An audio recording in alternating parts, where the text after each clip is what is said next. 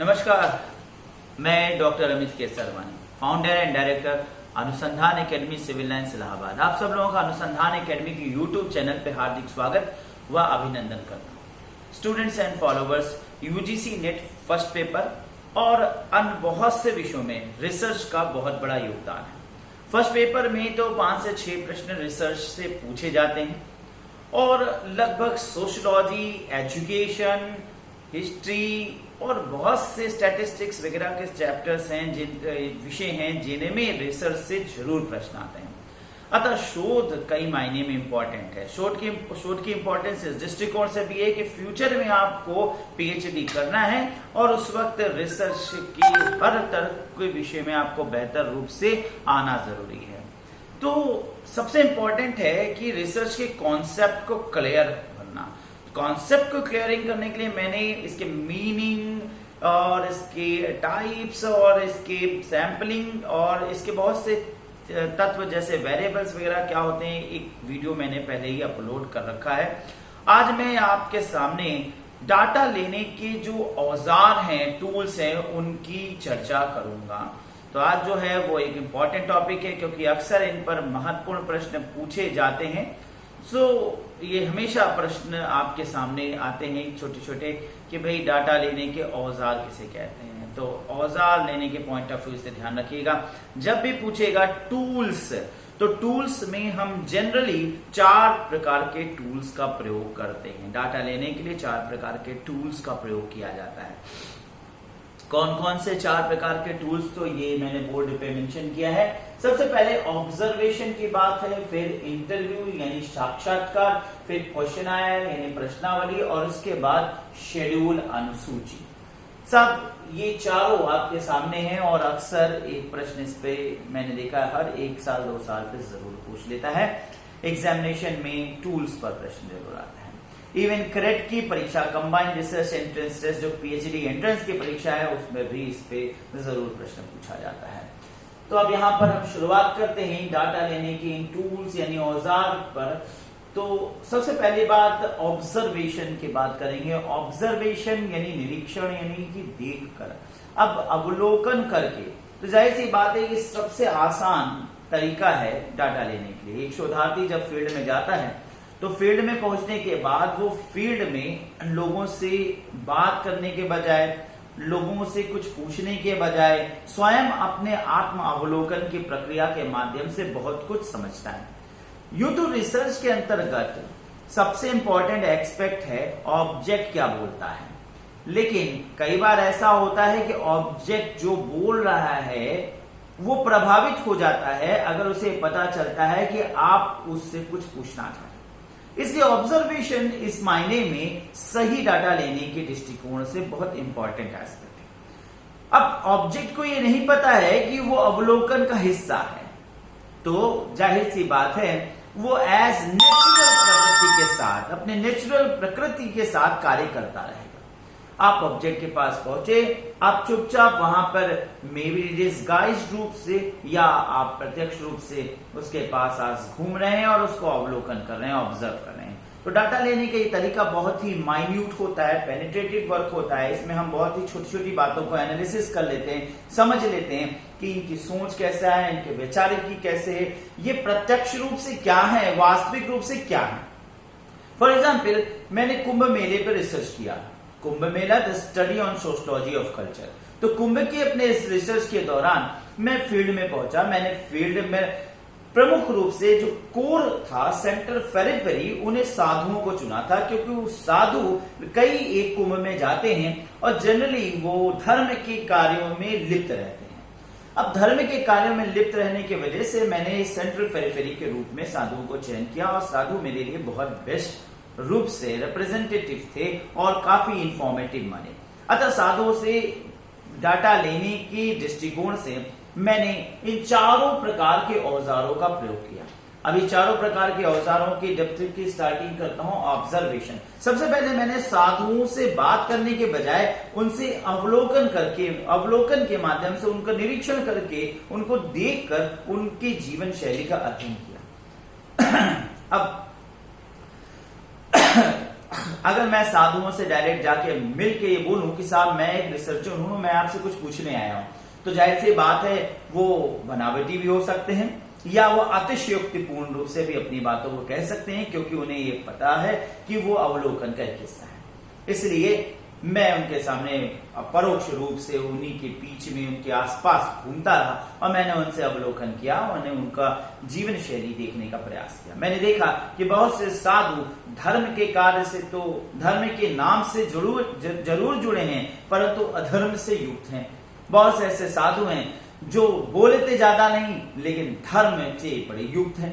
बहुत से ऐसे साधु थे बड़े ही सच्चे भाव भक्ति से और बहुत से ऐसे साधु थे जो साधारण रूप से जैसे हम आप जीवन जीते हैं बस वैसे ही हैं, बस कुछ मिला करके कहा जाए, कुल मिला के कहा जाए तो वो यथा भाव भक्ति से प्रेरित होकर आ जाते। मतलब बहुत कुछ एनालिसिस किया अपने रिसर्च के दौरान। तो मैंने ऑब्जर्वेशन का प्रयोग किया, अवलोकन का प्रयोग किया कि देख कर समझा जाए कि इनकी जीवन शैली क्या है। सच्चाई को बहुत बेहतर रूप से करीबी से जानने का यह प्रयास किया। अवलोकन में एक होता है पार्टिसिपेटरी ऑब्जर्वेशन, जिसमें हम उस पूरी फील्ड के एक हिस्सा बन जाते हैं। जैसे हमें साधुओं पे अध्ययन करना है और हम ये चाहते हैं कि हम उनके साथ रहें, उनके साथ जीवन को जिएं, तो जाहिर सी बात है हमें पार्टिसिपेटरी ऑब्जर्वेशन करना होगा। अब हम उनके क्लोज अगर पहुंचना चाहते हैं तो हमें खुद को डिस्गाइज करना होगा एज ए साधु। तो एज ए डिस्गाइज करके साधु के रूप में हम उनके साथ रुकेंगे, उनके पास बैठेंगे, उन्हें यह एहसास होने ना देंगे कि हम एक रिसर्चर हैं और हम उनकी जांच करने आए हैं। तो उनके मन की बातों को हम बहुत करीब से जान सकेंगे। तो ये बड़ा अच्छा और एक रिसर्चर के लिए चुनौतीपूर्ण स्थिति होती है कि आप जिस फील्ड का अध्ययन करना चाहते हैं उस व्यक्ति के क्लोज पहुंचे और उस डिस्गाइज होकर के उससे बातचीत करें, उससे जानकारी प्राप्त करें। तो पार्टिसिपेटरी ऑब्जर्वेशन बहुत इंटरेस्टिंग रहता है, लेकिन कई बार रिस्की भी होता है। लेकिन फिर भी आप एक रिसर्चर के लिए चुनौती बड़ा कार्य रहता है कि वो उस फील्ड का एक अंग बने। बहुत से बड़े रिसर्चर हैं जिन्होंने जनजातियों के बीच में अध्ययन करना था, तो जनजातियों के एक हिस्से के रूप में उन्हीं के जीवन शैली को अपना लिया, उनके साथ रहना। यहाँ तक कि कुछ ऐसे रिसर्चर भी हुए जिन्होंने उन्हीं के लोगों के साथ विवाह करके और पूरे पारिवारिक जीवन को जी करके एहसास किया कि उस जीवन में, उस जनजाति जीवन में कैसा सोच है, क्या विचारधारणाएं हैं और किस प्रकार के लोगों की कैसी मानसिकता है। मैंने भी एक प्रयास किया पार्टिसिपेटरी ऑब्जर्वेशन करने के दृष्टिकोण से साधुओं के बीच में रहने का। तो मैंने यह देखने का प्रयास किया कि साधु कैसे बना जाता है, साधु बनने के लिए जो भी सिस्टम था उसको अपनाने का प्रयास किया। बहुत क्लोजली अटैच होकर के मैंने पार्टिसिपेटरी ऑब्जर्वेशन कुछ दिन किया, जिससे कि मैंने साधुओं के साथ जीवन जीने की जो कला थी उसको अपनाया। उनके साथ जीकर, उनके साथ रहकर, उनके अखाड़े में, उनके मठों में क्या सिस्टम है उसको समझने का प्रयास किया। तो यहाँ पर ऑब्जर्वेशन एक बहुत अच्छा तरीका है जिसमें हम क्लोज व्यू करते हैं, case study type of analysis करते हैं। यूं कह लीजिए हम एक्सपेरिमेंटल टाइप ऑफ रिसर्च कर रहे हैं, एक्शनेबल टाइप ऑफ रिसर्च कर रहे हैं, गहराई से जानने का प्रयास करते हैं। तो यहाँ पर हमने ऑब्जर्वेशन को समझाया कि किस प्रकार से एक व्यक्ति ऑब्जर्व करके डेप्थ को जान सकता है। दूसरा जो तरीका है वो इंटरव्यू है, साक्षात्कार। मैक्सिमम लोग इसका प्रयोग करते हैं क्योंकि जरूरी कि हर बार हम डिस्गाइज होकर के साक्षात्कार करें। हम ओपन होकर साक्षात्कार कर सकते हैं, हम मिलकर के बात कर सकते हैं। प्रत्यक्ष रूप से बात करने से कई बातें हमें डेप्थ में लोग सोच के बताते हैं, कई बातें जो हम जानना चाहते हैं ऑब्जर्वेशन से हमें नहीं मिल सकती, वो पूछने पर व्यक्ति गहराई से चिंतन मनन करके हमें सही उत्तर देता है। इसलिए इसका भी प्रयोग किया। ऑब्जर्वेशन साक्षात्कार के रूप में मठाधीश हैं, उनके पास जाकर के हमने बात किया, जानकारी लिया, अपने कुछ प्रश्न थे उनसे करा और उनसे ओपन और क्लोज दो प्रकार के यहाँ पर हुए, क्लोज और ओपन। ओपन क्या है, मतलब है कि हम जो मन में आए वो बातें उनसे पूछें। क्लोज यानी कि जो प्रश्न हम बना के ले गए सिर्फ उनको उस तरीके से उन बातों को पूछें।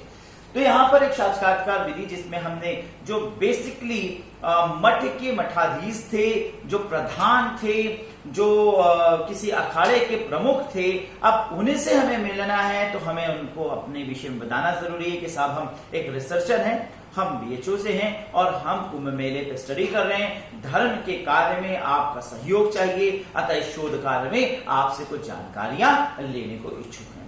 तो जाहिर सी बात है कि जो मठाधीश थे, जो धर्माचार्य थे, जो शंकराचार्य थे, जो अखाड़े के प्रमुख थे, उन्होंने उनमें से कईयों ने हमारी मदद करी और उन्होंने हमसे मिलकर के अपनी जानकारी को हमारे साथ रूबरू किया और हमें इन्फॉर्मेशन दिया। तो मैं अपने प्रत्यक्ष अनुभव के आधार पर मैंने देखा कि इंटरव्यू भी बहुत अच्छा तरीका है जिसमें हम रिसर्चर एक व्यक्ति से मिलकर प्रत्यक्ष या अप्रत्यक्ष यानी कि क्लोज्ड या ओपन तरीके से इंटरव्यू लेता है, जानकारी को संकलित करता है।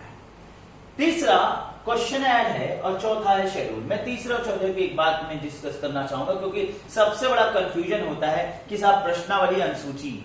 अब मैंने इस चीज को बड़ा गहराई से देखा जब मुझे खुद अपना रिसर्च कंप्लीट करना था, तो मेरे सामने मेरे को सेकंड सेमेस्टर यानी कि जब पहला सिनॉप्सिस हो जाता है, दूसरा चैप्टराइजेशन का स्तर होता है, रिव्यू ऑफ लिटरेचर और चैप्टराइजेशन, तब उसमें आपको इंटरव्यू शेड्यूल क्लियर करना होता है, यानी 3 सेमेस्टर के बाद तीसरे सेमेस्टर में, राइट, तीसरे सेमेस्टर में इंटरव्यू शेड्यूल या क्वेश्चनर बनाना होता है। तो मेरे सामने एक प्रश्न था कि मैं क्वेश्चनर बनाऊं या मैं इंटरव्यू शेड्यूल बनाऊं, यानी शेड्यूल बनाऊं। तो शेड्यूल और क्वेश्चनर क्या होता है ये मुझे क्लियर नहीं था। मैंने इसके लिए एक लोगों से मुलाकात की, अपने सीनियर से। तो सीनियर्स ने मैंने पूछा कि भैया क्वेश्चनर बनाया जाता है या शेड्यूल बनाया जाता है? तो अरे कुछ भी लिख दो, क्वेश्चनर शेड्यूल सब एक बात है। पहली बात तो कॉन्सेप्ट ही नहीं क्लियर था लोगों को कि क्वेश्चनर क्या होता है, शेड्यूल क्या होता है। मैंने अपने सुपरवाइजर तक से मिला, उन्होंने भी इस बात को बड़े ही टालते हुए कहा दिया कि ठीक है आप अपने जूनियर से जानकारी ले लीजिए, सीनियर से जानकारी ले लीजिए। तो खैर यहाँ पर होता है व्यस्तता की वजह से ऐसा हो सकता है, यानी कि ये मान सकते हैं कि बहुत से लोगों का इसका कॉन्सेप्ट नहीं क्लियर है कि शेड्यूल क्या होता है, क्वेश्चनर क्या होता है। मैंने कई थीसिस को जाके थीसिस डिपार्टमेंट में लाइब्रेरी से निकाला, मैंने देखा कुछ ने शेड्यूल बनाया था, कुछ ने क्वेश्चनर लिखा था। अब और कंफ्यूजन बढ़ गया जब बड़े बड़े प्रोफेसर्स के रिसर्च में मैंने शेड्यूल और क्वेश्चनर, यानी टॉपिक में शेड्यूल है, क्वेश्चनर है, इसका कोई कॉन्सेप्ट ही नहीं है कि डिफरेंस क्या होता है। अब एक्चुअली क्या है कि इनमें बड़ी सिमिलैरिटीज होती हैं, इसलिए ये डिफरेंस को क्लियर करना मुश्किल हो जाता है, लेकिन डिफरेंस है लेने के तरीके में। इस बात को मैंने काफी अध्ययन करने के बाद समझा और कुछ 1-2 लोग थे, मेरे सुपरवाइजर ने भी बाद में मुझे गाइड किया और बहुत से लोगों ने फिर इस पर डेप्थ में मुझे समझाया। तो मैंने इसको देखा कि इस पे क्या डिफरेंस है और क्या सिमिलरिटीज है। सिमिलरिटीज की बात करूंगा तो सबसे पहली बात, दोनों ही क्वेश्चन के लिस्ट होती है, both are the list of the questions, दोनों ही क्वेश्चन की सूचियां होती हैं। अब क्या होता है कि जब हम क्वेश्चनर उठाते हैं तो इसमें भी हम क्वेश्चन की सूची यानी प्रश्नों की सूची तैयार करते हैं, और जब हम शेड्यूल बनाते हैं तो उसमें भी प्रश्नों की सूची तैयार करते हैं। अंतर है लेने में भेद, यानी कि हम किस तरीके से ले रहे हैं, जानकारी कैसे कलेक्ट कर रहे हैं। एक रिसर्च स्कॉलर जब फील्ड में जाता है, शोधार्थी जब फील्ड में जाता है, क्षेत्र में जाता है, तो क्षेत्र में वो एक प्रश्नों की सूची जो उसे जानना है, तमाम अध्ययनों के बाद जो उसके मन में विचार आते हैं, अध्ययन के कार्य हैं, उसको वो जानने के लिए क्षेत्र में जाता है उत्तरदाता के पास। उत्तरदाता के पास जाने के बाद वो प्रश्नों की सूची को उत्तरदाता के सामने खड़ा होकर उस प्रश्नों को पूछता है जो सूची में है, और उसके बाद उत्तरदाता उत्तर देता है और शोधार्थी उन्हें स्वयं ही भरता चलता है। ध्यान से समझिएगा, जब शोधार्थी प्रश्नों को पूछकर, ठीक है, प्रश्नों को पूछकर प्रश्न तालिका में उत्तरों को स्वयं भरता है, तो ये तरीका बोला जाता है अनुसूची, यानी शेड्यूल्ड करना। यानी प्रश्नों को शेड्यूल्ड किया गया, उनसे पूछा गया और उसने उत्तरदाता ने उत्तर दिया और रिसर्च स्कॉलर या शोधार्थी ने स्वयं ही उत्तरों को भरा। तो इस प्रक्रिया को बोला जाता है अनुसूची। लेकिन जब शोधार्थी उत्तरदाता को प्रश्नों की तालिका पकड़ा देता है, प्रश्नों की सूची यानी क्वेश्चन लिस्ट पकड़ा देता है और उससे अपेक्षा करता है, आशा करता है कि आप प्रश्नों को भरकर उत्तर तालिका में उत्तर भर के हमें दे दे, प्रश्नों को पढ़ के उत्तर तालिकाओं को उत्तर में मार्क करके हमें दे दे। तो इस प्रक्रिया को क्वेश्चनर यानी प्रश्नावली है। अब देखिए बहुत क्लोज रिलेशन है, दोनों में शोधार्थी उत्तरदाता के पास जाता है, बस एक में शोधार्थी स्वयं उत्तर भरता चलता है पूछ पूछ के, जिसे हम सूची कहते हैं, और एक में उत्तरदाता प्रश्नों की सूची लेकर अपने आप यानी उत्तरदाता स्वयं उत्तर भरता है और फिर वो पकड़ा देता है शोधार्थी को।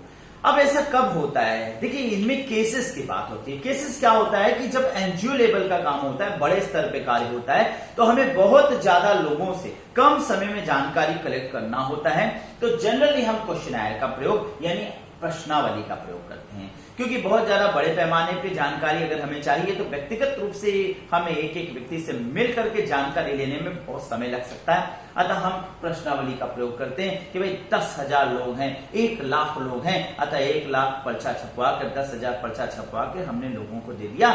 अब वो अपनी इच्छा अनुसार, समय के अनुसार 2-4 दिन के अंदर, 1 सप्ताह का समय, वो उत्तर पढ़ के आराम से इत्मीनान से सोच विचार करके प्रश्नों को पढ़ के उत्तर भर देंगे और फिर एक जगह उसको जमा कर देंगे। और कलेक्शन के रूप में शोधार्थी जाकर के सप्ताह में 1 दिन जाकर सारे क्वेश्चंस के लिस्ट को कलेक्ट कर लाएगा और इस प्रकार से डाटा को गेन कर लिया जाएगा। एनजीओ लेवल पर जनरली इस कार्य को किया जाता है, लेकिन रिसर्च लेवल पे शेड्यूल का प्रयोग किया जाता है। क्यों? क्योंकि साहब हमारे पास 4 से 5 साल का वक्त है रिसर्च करने के। हमने सेलेक्ट किया 350, 343, 443 ऐसे कुछ लोगों को सेलेक्ट किया। सपोज करिए हमने साधु का अध्ययन किया, तो हमने 343 लोगों से जानकारी लेना है। अब 343 लोगों से, साधुओं से 350, 400 साधुओं से मिलना बड़ी बात नहीं है। 1.5 साल के अंतर्गत या कुंभ में 2-3 महीना हम थे, तो भी जाहिर सी बात है 2-3 महीने के दौरान में रोज अगर 10-20 को टारगेट किया जाए तो वो हो सकता है, पॉसिबल हो सकता है। अतः शेड्यूल्ड में रिसर्च स्कॉलर जनरली शेड्यूल्स का प्रयोग करते हैं। इसमें व्यक्तिगत रूप से जाकर मिल करके लोगों से प्रश्न पूछकर उत्तरदाता के उत्तर जो उसने दिया उसे हम स्वयं ही यानी कि शोधार्थी मार्क करता चलता है प्रश्नों की सूची में और उसे भरता है। और इस प्रकार से इसमें शेड्यूल्ड का प्रयोग रिसर्च के दौरान ज्यादा होता है।